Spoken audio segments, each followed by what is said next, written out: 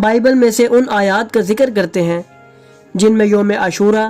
यानी मुहर्रम के 10वें दिन का जिक्र मौजूद है। नाज़रीन, तौरात की किताब गिनती बाब नंबर 21 और उसकी आयत 7 में लिखा है, तुम सब 7वें महीने की 10वीं तारीख को मुकद्दस जमात बनाओ और अपनी रूहों को गमगीन बनाओ और कोई काम ना करो। नाज़रीन, तौरात की किताब अहबार में कई आयात के अंदर इस दिन के अमाल का जिक्र किया गया है, जिनमें से कुछ ये हैं। बाब 16 के अंदर जिक्र है, और ये तुम्हारे लिए एक दायमी कानून है कि 7वें महीने की 10वीं तारीख को तुम अपनी जान को दुख देना, और इस दिन कोई खा वो देसी हो या परदेसी जो तुम्हारे बीच बूदोबाश रखता हो किसी तरह का काम ना करे,